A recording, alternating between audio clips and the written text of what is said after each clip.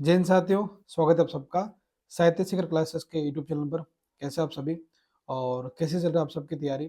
आप लोगों का बहुत एक प्रश्न जो है बहुत बार आया है कि सर जो है हिंदी साहित्य का इतिहास याद नहीं होता है। और जैसे बहुत सारे अभ्यर्थी जो स्कूल में व्याख्याता की तैयारी कर रहे हैं, वरिष्ठ अध्यापक की तैयारी कर रहे हैं, तो उनके ये सबसे बड़ा प्रश्न रहता है कि सर हिंदी साहित्य के इतिहास को कैसे याद करें।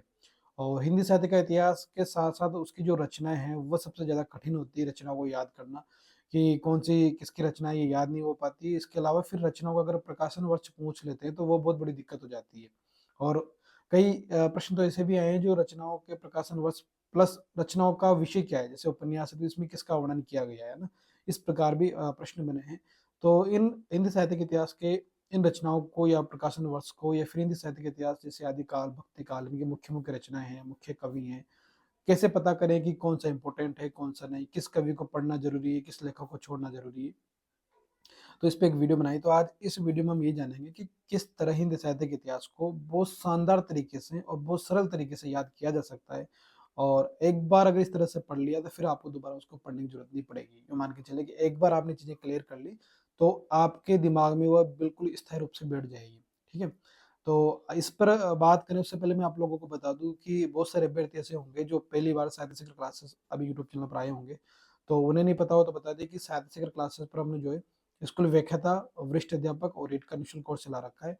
और जो भी अभ्यर्थी असिस्टेंट प्रोफेसर या फिर नेट की तैयारी कर रहा हो, टीजीटी, पीजीटी, डीएसएसबी विशेषकर हिंदी से, तो वह साहित्य शिखर क्लासेस को सब्सक्राइब कर सकता है और टेलीग्राम ग्रुप में हमारा साहित्य शिखर क्लासेस उस पे जुड़ सकता है, ताकि उसे निःशुल्क कोर्स भी मिल जाए और पीडीएफ नोट्स भी मिलते रहे। ठीक है? सबसे पहले बात करें कि हिंदी साहित्य के इतिहास को पढ़ने का सबसे शानदार और सरल तरीका ये है, जो मैंने खुद ने अपनाया है और जिस तरह मैंने पढ़ाई की है। देखो, कोई भी किताब आप जब हिंदी साहित्य इतिहास के लेके आते हैं, तो सबसे पहले बात तो मैं आपको बता दूँ कि आप किताब में जैसे हिंदी साहित्य का इतिहास पढ़ रहे हैं, तो ज़्यादा किताबें शुरुआत अगर बेसिक शुरुआत कर रहे हैं आप, जैसे पहली बार आपने कभी अभी तक हिंदी साहित्य इतिहास बिल्कुल पढ़ा ही नहीं है, पहली बार तैयारी कर रहे हैं, ठीक है? तो आपको क्या करना चाहिए कि कोई भी एक बुक लेके आएँगे, जैसे मान लो सरस्वती पांडे वाली बुक मैंने सजेस्ट की है बहुत बार, वो बुक आपके पास है, या फिर मनोज मिश्रा सर की कोई गाइड लेके आए हैं आप, या फिर पुनीत कुमार रॉय की आती है, या फिर किसी भी कोई भी किताब आपके पास है। तो मेरा ये मानना है कि जितना जल्दी हो सके, जितनी फ़ास्ट तरीके से आप किताब पढ़ सकते हैं, उतना जल्दी आपको वो किताब कंप्लीट कर लेनी है, ठीक है? 10 दिन, 15 दिन, 20 दिन में। एक बार पढ़ ली, कुछ भी याद नहीं होगा, समझ में भी नहीं आएगा कि क्या है, क्या नहीं है, ठीक है? जब नेक्स्ट बार पढ़ेंगे तब एक चीज़ याद रखेंगे कि जब आप हिंदी साहित्य के इतिहास को दोबारा पढ़ रहे हैं, तब पेंसिल आपके पास होनी चाहिए। पहली बार कुछ भी नहीं लिखेंगे, ओनली बुक पढ़ेंगे, दूसरी बार पेंसिल से पढ़ेंगे। ताकि जैसे मान लो हिंदी साहित्य का आदिकाल पढ़ रहे हैं, तो आदिकाल में क्या-क्या इंपॉर्टेंट लग रहा है उसको हाइलाइट करते हुए पढ़ेंगे, ठीक है? तीसरी बार जब पढ़ेंगे तो फिर पेंसिल के साथ-साथ जो कलर हाइलाइट वाले पेन आते हैं उस उनसे हाइलाइट करेंगे कि ये टॉपिक इंपॉर्टेंट है, ये चीज़ें इस तरह पढ़ लेंगे। 3 चीज़ें ये हो गई। ये होने के बाद क्या करेंगे कि जैसे आपको जब ये 3 बार जब रीडिंग हो जाएगी हिंदी साहित्य के इतिहास की, तब आपको ये लग जाएगा कि हाँ, इस तरह चीज़ें जो है मुझे यहाँ-यहाँ दिक्कत आ रही है। फलाना जो पार्ट हुआ है उसमें मुझे याद नहीं हो रहा है, या फिर इस कवि में मुझे जो रचना को याद करने में दिक्कत हो रही है, या फिर यहाँ मुझे समझने में दिक्कत हो रही है। 3 बार रीडिंग में आपको पता लग जाएगा, ठीक है? उसके बाद आपको उठानी है अपनी नोटबुक, एक रखना है पेन, और उसके साथ जैसे आप हिंदी साहित्य का आपने पढ़ा आदिकाल, आदिकाल के आपको पता है कि 10 विशेषताएँ आपने पढ़ ली, ठीक है? आपको पता है कि उसमें 2 कवि पढ़ने हैं, अमीर खुसरो पढ़ना है, विद्यापति पढ़ना है, पढ़ लिया। अब आपको पता है कि विद्यापति की जो रचना है वो मुझे याद नहीं हो रही। जैसे विद्यापति की रचना कुछ ऐसी है जो अवधि में है, मतलब कुछ अवधि में है, कुछ मतलब मैथिली में है और कुछ संस्कृत में है। तो आपको पता है कि ये संस्कृत में अवधि में नहीं उसके ना, संस्कृत में है, और आपकी जो है अपभ्रंश में है, उसमें अवट में, और आपकी जो है उसमें मैथिली में। तो आपको पता ये याद नहीं हो रहा है कि सर इनको कैसे याद करें? तो मेरा ये मानना है कि आपको जैसे कि पदावली है, आपको पता है, सबको पता है कि पदावली मैथिली भाषा में लिखी गई है, तो ये इसे याद करने की ज़रूरत नहीं है, तो इसे लिखना नहीं है, ठीक है? अब जैसे कि मान लें कि कुछ और रचनाएँ उसकी जैसे दूसरी है जैसे, है ना? जो अवध में लिखी गई है, या फिर जो संस्कृत में लिखी गई है, तो उनके बारे में जैसे आपको पता है कि अवध की भी 2 रचनाएँ जैसे कीर्तिलता, कीर्तिपताका, तो ये भी आपको पता है कि ये भी मुझे याद है, ठीक है? अब बची संस्कृत की, तो ट्रिक बनानी है, जैसे कि अ, जैसे आपको पता है कि एक रचना मैथिली, 2 रचना अवट, 3 रचनाएँ आपकी संस्कृत की। तो संस्कृत की रचनाएँ जैसे मान लो आपको जब पढ़ेंगे तो शुरुआत में केवल 2 रचनाएँ याद करनी है संस्कृत, जैसे 3 रचनाएँ तो आपको ऑलरेडी याद है, 2 रचनाएँ याद करेंगे, ओनली 2 रचनाएँ। फिर जब अगली बार जब विद्यापति देखेंगे फिर 2 रचनाएँ एक्स्ट्रा याद कर लेंगे, ठीक है? इससे क्या होगा कि धीरे-धीरे आपको जो है इतना तनाव आएगा नहीं और धीरे-धीरे रचनाएँ याद होने लग जाएगी। ये चीज़ें हर कवि में अपनानी है। अब ये कैसे पता करें कि कौन-सा कवि इम्पोर्टेंट है, कौन-सा नहीं? तो उसके लिए सबसे बड़ा जो आपको जो चीज़ है इम्पोर्टेंट वो है आपका सिलेबस। जैसे आपको पता है कि छायावाद आपको पढ़ना है, तो छायावाद में पंत प्रसाद निराला आपको पढ़ना ही पढ़ना है, ठीक है? क्योंकि छायावादी युग के स्तंभ है और वर्मा, महादेवी वर्मा 4 स्तंभ माने गए। तो इन चारों से 12 प्रश्न जाने की संभावना बहुत कम रहेगी, ठीक है? क्योंकि ये चारों युग के प्रवर्तक रहे हैं, ठीक है? सिर्फ भारतेंदु युग की बात कर लेते हैं तो भारतेंदु युग में सबसे ज्यादा संभावना प्रश्न बनने की रहेगी भारतेंदु हरिश्चंद्र से। उसके अलावा अगर बात करें कि कहाँ से प्रश्न बनेंगे तो फिर उनके भारतेंदु मंडल से प्रश्न बनने की संभावना ज्यादा रहेगी, ठीक है? इसी तरह छायावादी युग की बात कर ले, द्विवेदी युग की बात कर लेते हैं तो मावली प्रसाद द्विवेदी और उनके मंडल से ज्यादा संभावना रहेगी। बात कर लें प्रसाद पंत निराला, ये 4 हो गए। इसके बाद जैसे हलावादी युग आ गया तो वहाँ हरिवंश राय बच्चन से प्रश्न बनने की सबसे ज्यादा संभावना है, ठीक है? चुटपुट कवियों से कम होती है संभावना। तो इस तरह अपन मोटे मोटे कवियों को पहले उनको कंफर्म याद करेंगे। उसके बाद जब आपके पास समय है, पढ़ेंगे तो सारा कुछ पढ़ रहे हैं, लेकिन मुख्य जैसे ये होता है ना कि हाँ मुझे जैसे रिवाइज करना है या मुझे कंफर्म याद तो होना ही चाहिए चीजें, तो ये मैं कभी बता रहा हूँ इनको याद करना है। इसी तरह हम जैसे आधुनिक काल में अगर गद्य खंड में चलते हैं, जैसे प्रेमचंद है तो प्रेमचंद के हमें उपन्यास याद करना है, क्योंकि प्रेमचंद से प्रश्न ज्यादा बनने की संभावना होती है।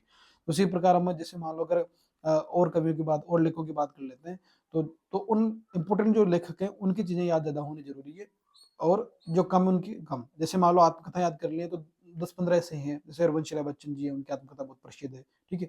इस प्रकार इनके आत्मकथा आपको याद होनी जरूरी है, ठीक है? जैसे ओम प्रकाश वाल्मीकि भी दलित है तो दलित साहित्य में उनको पढ़ना है, क्योंकि वह दलित साहित्य के मुख्य स्तंभ माने गए हैं। इस प्रकार तो ये कब होगा, जब आप जब हिंदी साहित्य के इतिहास को 3 बार जिस तरह मैंने बताया उस तरह पढ़ लेंगे। उसके बाद फिर नोटबुक रखेंगे, भाई जिस जैसे मान लो आदिकाल में एक कवि विद्यापति की मुझे 3 रचनाएँ याद नहीं हुई, उसको लिख लिया। उसके बाद जैसे आप आदिकाल के बाद भक्ति काल में है, तो भक्ति काल में आपको पता है कि बहुत सारे जैसे कवि हुए, संप्रदाय हुए। तो उन कवि संप्रदायों में से जैसे संप्रदाय विशेष चल रहा है, जैसे वल्लभाचार्य आप आ जाते हैं वल्लभाचार्य जी के, ठीक है? पुष्टि मार्ग पढ़ रहे हैं। उसमें से कुछ फैक्ट आपको याद नहीं हो रहे तो फैक्ट लिख लेने हैं आपको अलग से, ठीक है? जो बहुत मतलब ऐसे नहीं, आपको पता है कि पुष्टि मार्ग की स्थापना किसने की थी, आपको पता है तो वो आपको नहीं लिखना। पुष्टि मार्ग की स्थापना कब हुई वो याद नहीं, वो लिखना है, ठीक है? जो याद नहीं है वो लिखना है। इस तरह आप पूरे सिलेबस को इस तरह कवर करेंगे। फिर उसके बाद बहुत सारी ऐसी जैसे रचनाओं को याद, ये चीज तो हो गई। इसके अलावा रचना याद करने की एक दूसरी शानदार जो ट्रिक वो है कि जैसे अभी आप मेरे पीछे देख रहे होंगे कि मैंने दीवार पे जो है नोट्स लिख लिख के चिपका रखे हैं ना, ये चीज़ आप भी कर सकते हैं। ये मैंने तैयारी की थी उस टाइम लिखे थे, अभी मेरी सिस्टर भी तैयारी कर रही है वरिष्ठ अध्यापक की, तो हिंदी से ही वो भी। तो आपको क्या करना है कि जैसे इस तरह जैसे आपने एक चार्ट बनाया, 5 कवि, उनकी जो 5 कवियों की प्रमुख रचनाएँ जो आपको याद नहीं हो रही, वो लिख के चिपका दी। ठीक है? 2 दिन उन्हीं को देखना है, 2-3 दिन डेली जैसे आपकी जो स्टडी टेबल है बैठ के पढ़ रहे हैं, तो आपने सुबह देख लिया, दिन में देख लिया, शाम को देख लिया, हो गया। फिर उसके बाद उसको हटा देना है, फिर अगला जो है आपको अलग-अलग पेज पे वैसे-वैसे रचनाएँ-वचनाएँ लिख के, तथ्य लिख के चिपका देना है। ठीक है? ये कब तक करना है, जब तक आपको इसे एग्जाम नहीं आ जाता तब तक इसी चीजें चलनी है। अब आप सोचेंगे कि सर मुझे फिर भी रचना याद नहीं हो रही, वो रचना आपके अवचेतन मन में चली चली गई है, ठीक है? जैसे आप प्रश्न पढ़ेंगे ध्यान से, जैसे ऑप्शन आपके सामने आएंगे आप अपने आप आंसर निकाल लोगे। आपका मन कहेगा कि यार इस 4 ऑप्शनों में से इसका सी आंसर होने वाला है। तो आप जब सी टिक करेंगे तो देखना 99% संभावना है कि आपका उसमें जो है वो सी जो है आपका आंसर निकलेगा, ठीक है? तो ये ज़्यादा मुश्किल नहीं है ना, हिंदी साहित्य के इतिहास को याद करना ज़्यादा मुश्किल नहीं है। लेकिन अगर ये आप अगर स्टेप बाय स्टेप चलेंगे, इस तरह तैयारी करेंगे, तो मेरा ये मानना है कि हिंदी साहित्य का इतिहास आगामी अगर आपने इस तरीके से पढ़ाई कर ली, तो 3 महीने में आपकी उँगलियों पे हिंदी साहित्य का इतिहास हो जाएगा। रचनाएँ भी याद हो जाएगी, प्रकाशन वर्ष भी जैसे मान लो एक कवि जैसे प्रेमचंद है, प्रेमचंद के जैसे मान लो 7-8 उपन्यास जो है बहुत प्रसिद्ध है। तो 7-8 उपन्यासों के प्रकाशन वर्ष आपको याद नहीं करने। आपको मुख्यतः से गोदान 1934 का है कि वो याद करना है, क्योंकि वो आदर्श से यथार्थवाद की जीवन का अंतिम समय का हुआ है। प्रथम कौन-सा था वो याद करना है। उसके अलावा कोई ऐसा विषय जिस पे बहुत स्पेशल लग रहा हो तो उसका याद करना है, ठीक है? बाकी तो फिर आपका दिमाग जो है अपने आप जैसे पढ़ोगे ना, भई छोड़ना कुछ नहीं है, लेकिन स्पेशल होता है ना कि हाँ, इस पे तो ध्यान देना ही देना है। वो वाली ट्रिक होती है, वो वाला एक दृष्टिकोण जो होता है वो रखना है, छोड़ना कुछ भी नहीं है। तो ये चीज़ें जो है आप स्टेप बाय स्टेप करेंगे तो फिर आपको खुद लगने लग जाएगा कि हाँ सर मेरी वीकनेस ये है और मेरी स्ट्रेंथ ये है। मुझे यहाँ कम समझ में आता है, यहाँ ज़्यादा समझ में आता है, तो मुझे यहाँ ज़्यादा ध्यान देना है, यहाँ कम ध्यान देना है। ठीक है?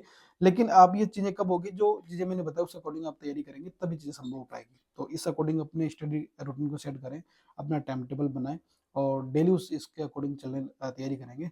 तो हिंदी साहित्य का इतिहास याद करना बहुत सरल है, और एक चीज़ ये भी याद रखें कि हर चीज़ जो है कंठस्थ नहीं होती है, ठीक है? हमारा जो एग्ज़ाम है वो किस बेस पे हो रहा है? ऑब्जेक्टिव बेस पे हो रहा है। तो जब आप इस अकॉर्डिंग तैयारी कर लेंगे तो ऑब्जेक्टिव जैसे क्वेश्चन आपके सामने आएगा तो आप आराम से उसका आंसर निकाल लेंगे, ठीक है? कई बार क्या होता है कि हम पढ़ते बहुत कुछ हैं, हमें याद भी रहता है, लेकिन इस बात की चिंता रहती है कि सर कोई प्रश्न पूछता है, हम बता ही नहीं पाते हैं। तो वो बताना ज़रूरी नहीं है। वो ऑप्शन में आपके सामने जब प्रश्न आएगा तब आप निकाल लेंगे, ठीक है? पूरी रचना किसी को भी याद नहीं है इस तरह तो। अगर हम सोचें कि सारी चीज़ें कंठस्थ होती है तो किसी को भी नहीं हो सकती। ये हम मनुष्य है, ठीक है? एक मानव है, भूलने की भी प्रवृत्ति स्वाभाविक है और अगर आप भूल नहीं रहे तो फिर कहीं न कहीं दिक्कत है। भूलना भी ज़रूरी है ना? क्योंकि जब पुराना भूलेंगे तभी तो नया कुछ दिमाग में एंटर करेगा। तो ये वाली बात है और फिर भी आपके मन में कोई किसी भी विषय, किसी भी बिंदु को लेकर डाउट हो तो आप कमेंट करें, उस पे वीडियो के माध्यम से बात कर लेंगे। और सादा सीखर क्लासेस पर जो निःशुल्क कोर्स चला रखा है स्कूल व्याख्याता फर्स्ट ग्रेड, सेकंड ग्रेड को, तो आप यहाँ से जुड़े ताकि आपके नोट्स भी तैयार हो जाएँ और आपकी अच्छी तैयारी हो जाए और अन्य अपने दूसरे साथियों को भी शेयर करें, ठीक है? वीडियो कैसा लगा आप कमेंट करेंगे। तो मिलते हैं नेक्स्ट वीडियो में, तब तक के लिए जय हिंद, जय भारत।